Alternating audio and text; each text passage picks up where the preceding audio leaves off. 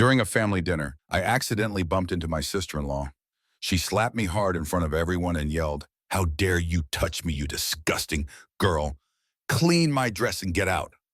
To my shock, my brother said, "Apologize to her or leave."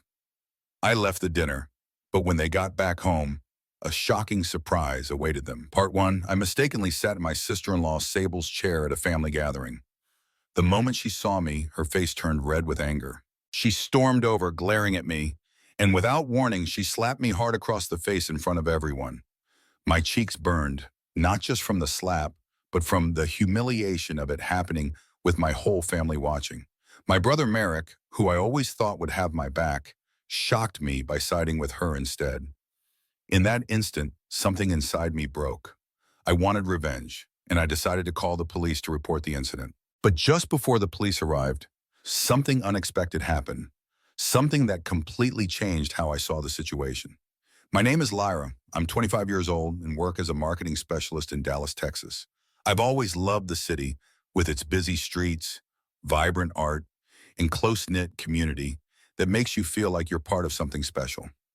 I have a cozy apartment here, and my job keeps me on my toes. I'm proud of the work I do, but even more than my job, the most important relationship in my life has always been with my younger brother, Merrick. Growing up, Merrick and I were like two peas in a pod. He was the little brother I'd always wanted, and we spent hours together in our own little world, building forts out of blankets, exploring the backyard, and creating imaginary adventures.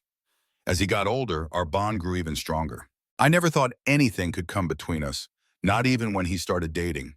When Merrick first introduced me to Sable, his girlfriend, I was genuinely happy for him.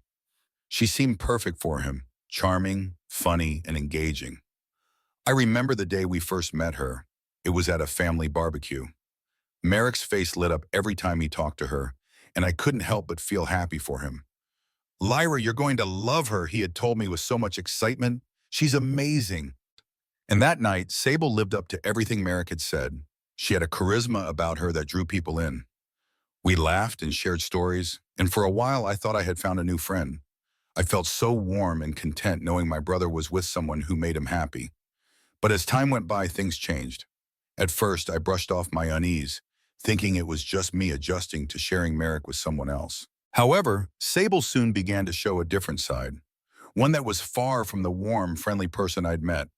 During family gatherings, she'd make little remarks that stung. At first, I thought I was being overly sensitive, but her comments kept coming, and they weren't so innocent. One Thanksgiving, I brought my special pumpkin pie, a family recipe from our grandmother that I'd spent hours perfecting. When it was time for dessert, Sable looked at me with a smirk and said, "Oh, I thought I was supposed to bring dessert this year." She said it in a light tone, like it was no big deal, but her words made me feel embarrassed in front of everyone. I forced a smile and replied, "Must have slipped my mind," but I could feel my face burning with embarrassment. As the months went on, her comments only grew sharper. One evening at dinner, she turned to me with a smirk and said, "Still single, Lyra? You should really try dating someone. It might help with your personality." Her words felt like a slap to my confidence. I tried to laugh it off, pretending it didn't bother me, but inside it hurt. I started feeling more and more isolated, as if she was chipping away at my place in the family. One night I opened up to my best friend Zan while we were out for coffee. "Zan, something feels wrong with Sable," I said nervously, stirring my drink. At first I thought she was great, but now she's just different. "Different how?" Zan asked, looking at me closely. "She makes these comments that feel like she's insulting me, even if she says them like a joke. It's like she's trying to push me out of my own family." I felt a wave of frustration rise as I spoke. "Have you told Merrick about it?" he asked. I hesitated, thinking of how deeply Merrick cared about her. "I don't want to cause any problems. He's so happy with her." Zan looked at me seriously. "Lyra, you deserve to feel safe and respected around her.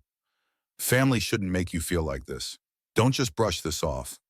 I knew he was right, but I dreaded the thought of confronting Merrick about it. So I let things slide, hoping Sable's behavior would change.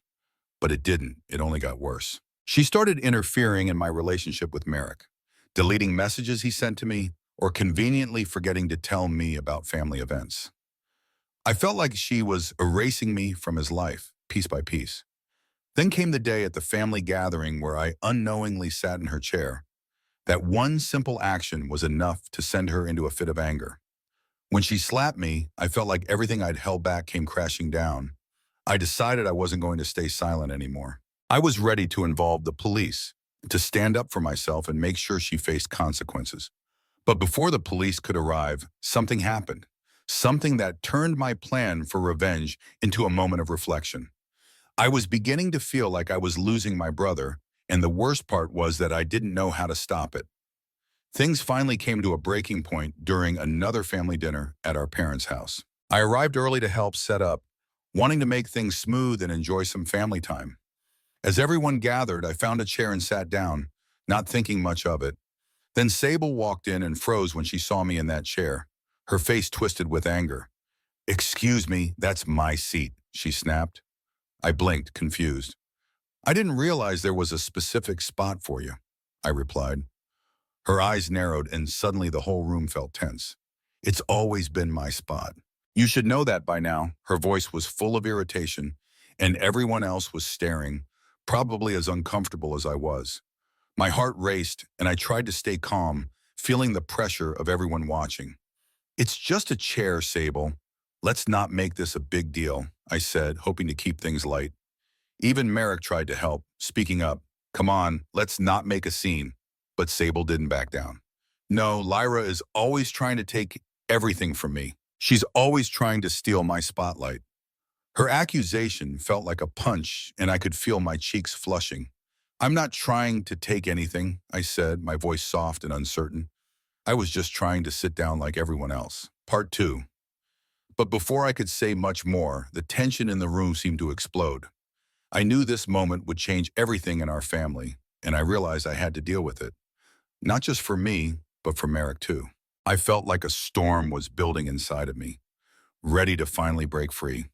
After the dinner, things got chaotic. My mind kept spinning with Sable's harsh words, accusing me of trying to take everything from her. Family had always been my safe place, a space I felt supported and loved. Now it felt like it was turning into a battleground, and I didn't know why. Later, Merrick reached out to me with a text that read, "Can we talk? Sable feels terrible about last night." I sighed, guessing he was trying to keep the peace as he always did. I wanted to respond with something sharp, but instead I replied, "Sure, I'd like to talk." We met at a park that weekend. It was a sunny day, but I felt weighed down by the situation. Merrick walked over looking nervous, his brow creased with worry. "Lyra, I'm really sorry about what happened last night. Sable didn't mean for it to go that far," he said, looking like he wanted me to forgive her right away. I looked at him, struggling to put my feelings into words. "Merrick, it's not just about the chair. It's how she treats me, the things she says. They're hurtful." I wanted him to see the full picture, to understand why this wasn't just a small issue to me. Merrick sighed, his shoulders slumping. "I know she can be intense, but you have to understand she's been under a lot of stress lately. Maybe it would be better if we all just tried to avoid conflict." A surge of disappointment washed over me. "Merrick, avoiding it won't make it go away. I feel like she's pushing me out of your life, and I don't want that." Merrick's eyes softened, but I could see he was torn between me and Sable. "I'll talk to her," he promised. "Just give it some time." Days turned into weeks, and things didn't improve. In fact, Sable seemed even more aggressive, especially at family gatherings. One afternoon at a barbecue, she slid up next to me with a smirk. "So Lyra, still single? You must be really picky," she said, her tone dripping with fake sympathy. My cheeks burned with embarrassment, but I tried to stay calm. "I'm just focused on my career right now, Sable," I replied, hoping to end the conversation. "Right, because that's working out so well for you," she shot back, laughing in a way that felt like nails scraping across a chalkboard. It was as if she wanted me to feel small and uncomfortable. After that, I started confiding in Zan, my best friend, more and more. I felt lost, desperate for someone to help me make sense of this situation. One evening at our favorite coffee shop, the comforting smell of coffee filled the air as I stirred my drink absent-mindedly, spilling my frustrations to him. "It's like I'm walking on eggshells around her," I told him, feeling exhausted. "I feel like anything I say or do sets her off." Zan looked at me, his face serious with concern. "Have you ever thought about looking into her past? There might be a reason for her behavior, he suggested.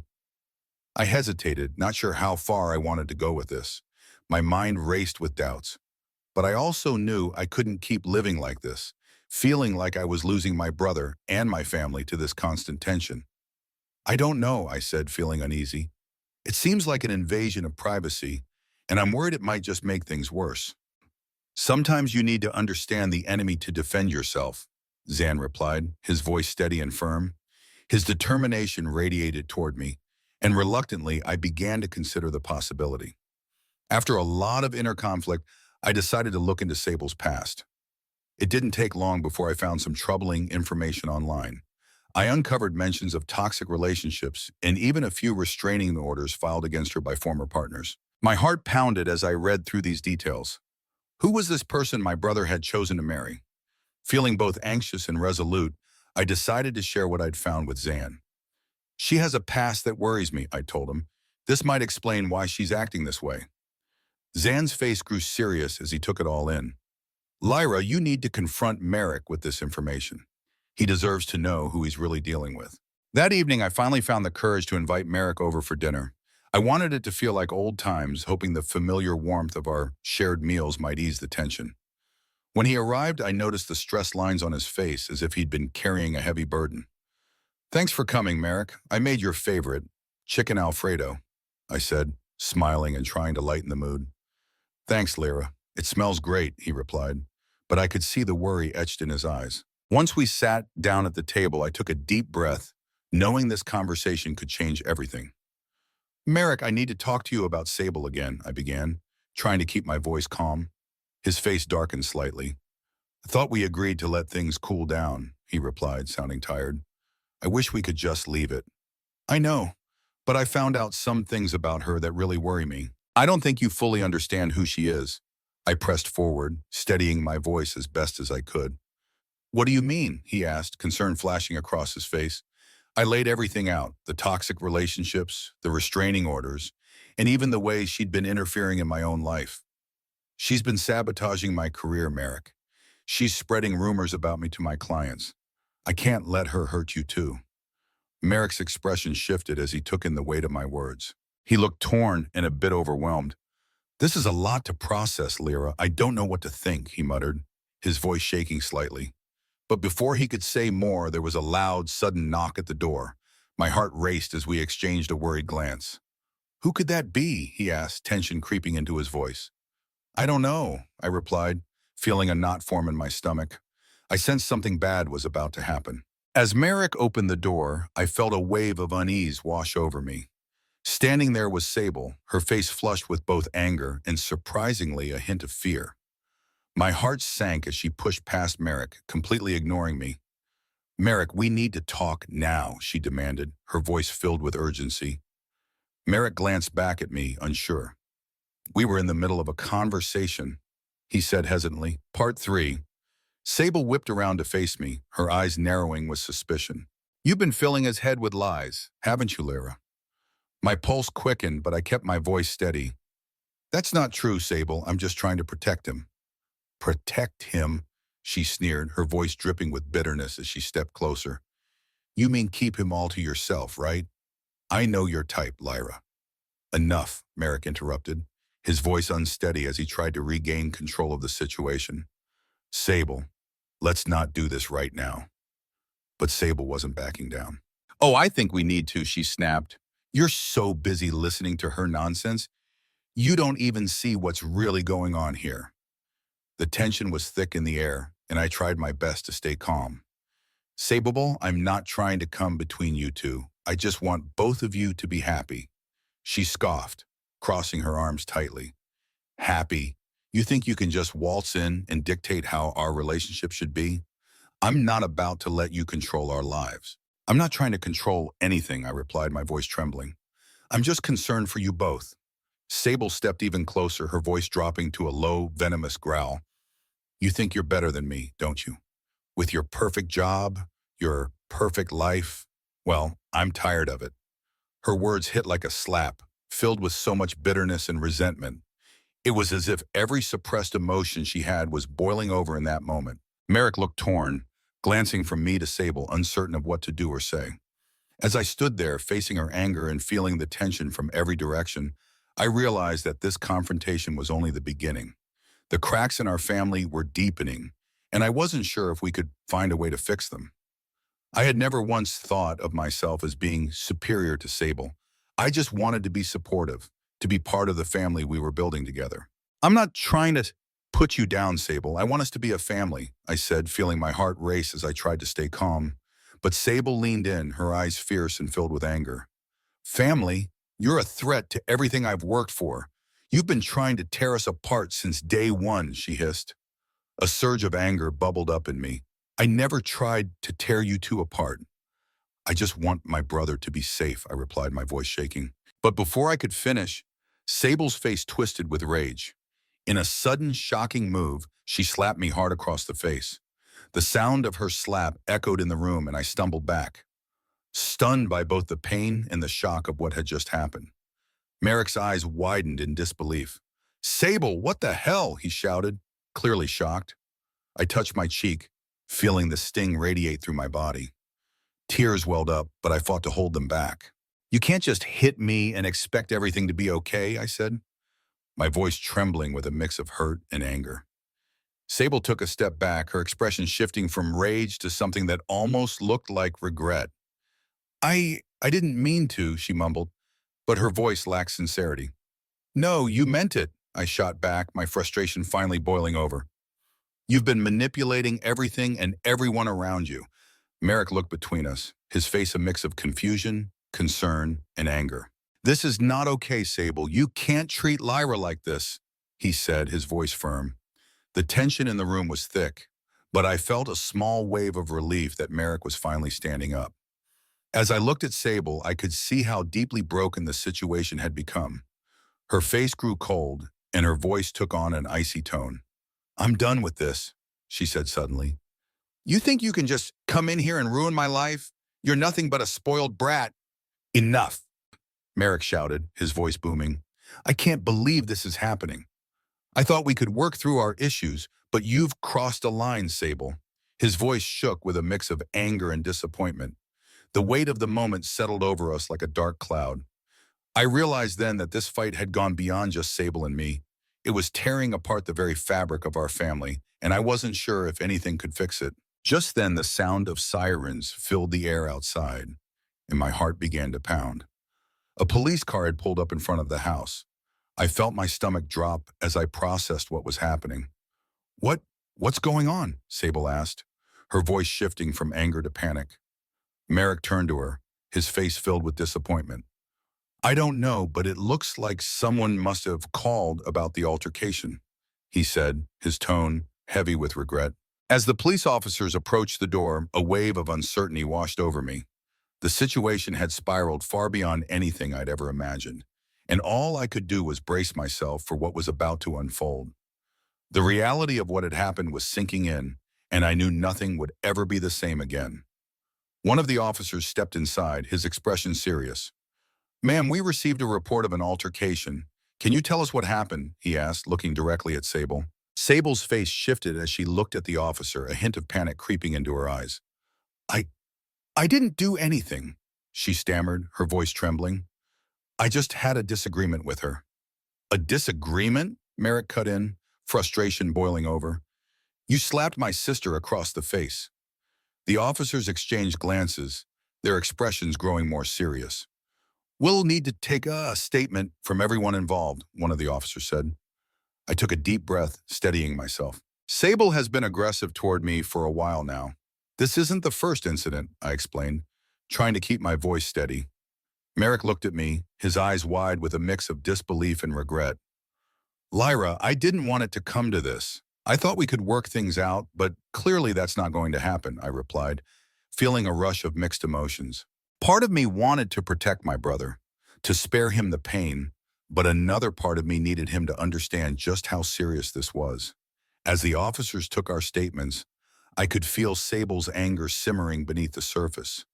She glared at me, her voice dripping with bitterness. You're ruining my life. You think you're the good sister, but you're just jealous, she spat, her eyes filled with resentment. Jealous? I replied, my heart pounding. I just want you to be honest with yourself and with Merrick. Part 4. Once we finished giving our accounts, the officers stepped aside to discuss the situation among themselves. The tension in the room was palpable as we waited, each of us lost in our own thoughts. I could see Merrick's face torn between loyalty to Sable and the truth he was finally beginning to see. Sable stood there, her hands clenched, her face a mixture of anger and fear. As we waited for the officers to decide on the next steps, I felt a wave of sadness wash over me. This wasn't how I had ever imagined my family would be. I had hoped for a sister-in-law who would bring us closer, not one who would tear us apart. But standing there with the weight of the past few months pressing down on me, I knew there was no turning back. This night had unraveled everything I thought I knew about my brother and his wife. And as the officers returned to us, I braced myself for whatever was to come. The family we once were was gone, and I wasn't sure if we could ever find our way back. I took a moment to speak quietly to Merrick, my voice soft but serious. Merrick, you have to see how toxic she is. I'm really worried about you. He ran a hand through his hair, looking torn and uncertain. I know things have been difficult, but I love her, Lyra. I just need some time to think, he said, his voice almost pleading. Before I could respond, the officers returned. Ma'am, one of them said, looking directly at Sable, we are placing you under arrest for assault. What? You can't do this? Sable shouted, her voice rising in pitch, desperate. It's just a misunderstanding, she continued to protest as the officers cuffed her and began to lead her away. I watched her go, feeling a complex mix of relief and sadness. This was a turning point I hadn't imagined, but maybe it was the only way forward. I glanced at Merrick. His face was pale, clearly shaken. I could see the weight of everything crashing down on him. I can't believe this is happening, he whispered, his voice unsteady. I know it's hard, I said gently, trying to reach him. But you have to understand, her behavior isn't just a phase. She's been manipulating you, Merrick. She's been pushing me out of your life. The gravity of the moment settled around us as the police car drove away with Sable inside. A strange sense of finality washed over me, almost as if a heavy door had closed on this chapter. The woman who once seemed so charming had become a source of chaos, and now she was gone. The weeks that followed were intense and filled with challenges. Sable faced serious consequences for her actions. She was charged with assault and later sentenced to 3 years in prison. I watched the toll this took on Merrick. He was left grappling with a storm of emotions, anger, betrayal, sadness, and confusion. We spent countless hours talking through everything that had happened, slowly piecing together the signs of her manipulation that he'd missed. As we processed it all, he began to understand just how deeply she had affected our family and his own sense of self. Throughout this period, Zan was always by my side, offering support and comfort. His presence made all the difference, and his calm strength helped me heal. One evening, as we sat together in my apartment, he took my hand. You're incredibly strong, Lyra. I'm proud of how you stood up for yourself, he said, his voice full of warmth. Thank you, Zan, I replied, feeling gratitude swell inside me. I couldn't have done it without you. Reflecting on everything, I realized I had learned some deeply valuable lessons about love, loyalty, and the importance of standing up for myself. I had faced a toxic situation head-on, and I emerged stronger and more resilient than I'd ever imagined. Looking out over the Dallas skyline from my apartment window, I felt a renewed sense of hope for the future. I knew I was ready to embrace whatever came next, knowing that I now had the strength to protect myself and the people I love from toxic influences. Life was mine to shape, and I was finally ready to move forward, feeling empowered, confident, and prepared to start a new chapter, one that was truly my own.